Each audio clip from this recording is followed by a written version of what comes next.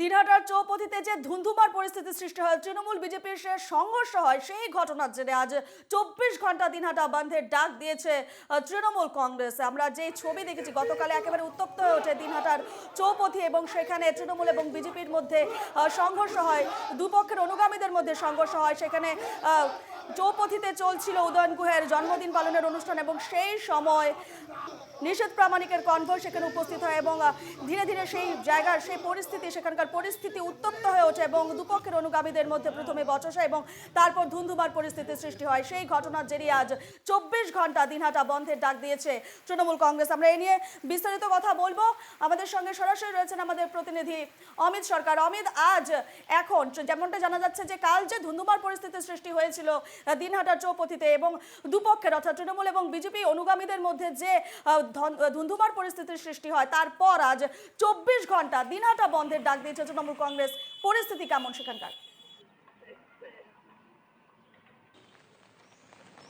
একদমই রূপা, দেখো তোমাকে জানিয়ে রাখি যে ইতিমধ্যে কিন্তু যে 24 ঘন্টা বন্ধ, সে বন্ধ ইতিমধ্যে সকাল থেকে কিন্তু প্রভাব ভালো দেখা যাচ্ছে। মূলত যেটা দেখতে পাচ্ছি যে ওয়েদার কিন্তু খারাপ রয়েছে, বৃষ্টি, এবং তার পাশাপাশি তোমাকে জানিয়ে রাখি যে কোচবিহারের দিনহাটা বলো বা কোচবিহার শহর, সেখানটায় মার্কেট খুলতে গেলে প্রায় 10টা বাজে। কিন্তু অন্যান্য দিনের তুলনায় অন্যান্য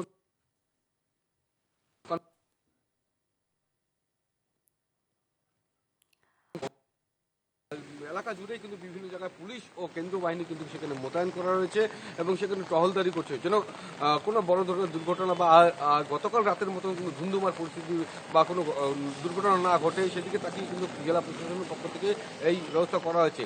এবং তোমাকে কালকে রাতের কথা যেটা জানাই রাখি যে সেখানটা কিন্তু যে গন্ডগোলটা হচ্ছে তাতে কিন্তু ধুন্ধুমার পরিস্থিতি হয়েছিল এবং গতকাল রাতেই কিন্তু সেখানে কোচবিহার জেলা পুলিশ সুপার ও জেলা শাসক যে রয়েছেন তারা কিন্তু সেখানটা যায় এবং পুরো ঘটনা তদন্ত করে এবং সেখানে এইচডিপিও যে রয়েছে দিনহাটা, তিনি কিন্তু আহত হয়েছিলেন, তার সাথে দেখা করেন এবং পুরো বিষয়টাই নিয়ে কিন্তু ইতিমধ্যে রাজ্য নির্বাচন কমিশনের কাছে জানানো হয়েছে এবং পুরো বিষয়টা কিন্তু তাদেরকে বলা হয়েছে এবং পুরো পরিস্থিতি যেন ইতিমধ্যে যেন শান্ত স্বাভাবিকভাবে থাকে সেদিকে তাকিয়ে কিন্তু জেলা প্রশাসন ও পক্ষ থেকে কিন্তু কড়া ব্যবস্থা গ্রহণ করা হচ্ছে।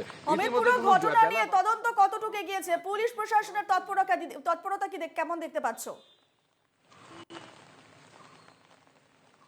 একদমই, দেখো পুলিশ প্রশাসনের তৎপরতা কিন্তু ইতিমধ্যে রয়েছে। এখানে গতকাল রাতেই কিন্তু তারা এখানে পৌঁছে গেছিলেন এবং দিনাটা বিভিন্ন জায়গায় কিন্তু তারা পুলিশ মোতায়েন করে রেখেছে যেন এর থেকে বড় ধরো আর দুর্ঘটনা না ঘটে বা কোনো অশান্তি যেন সৃষ্টি না হয়, সেদিকে তাকিয়ে কিন্তু তারা পুলিশ মোতায়েন করে রেখেছেন, কেন্দ্রীয় বাহিনী মোতায়েন করা রয়েছে এবং পুরো বিষয়টাই নিয়ে কিন্তু ইতিমধ্যে আজ যে 24 ঘন্টা বন্ধ, সেই বন্ধকে সফল করতে যেভাবে তৃণমূল কংগ্রেস মরিয়া হয়ে রয়েছে এবং সেদিকে তাকিয়ে কিন্তু বিজেপিও কিন্তু রয়েছেন তাকিয়ে যে কি আজকের বন্ধের প্রভাবটা কতটা কিভাবে পড়ে, সেদিকে তাকিয়ে রয়েছে ইতিমধ্যে গোটা রাজনৈতিক মহল। ইতিমধ্যে কিন্তু ভোট ঘোষণা হয়ে গেছে।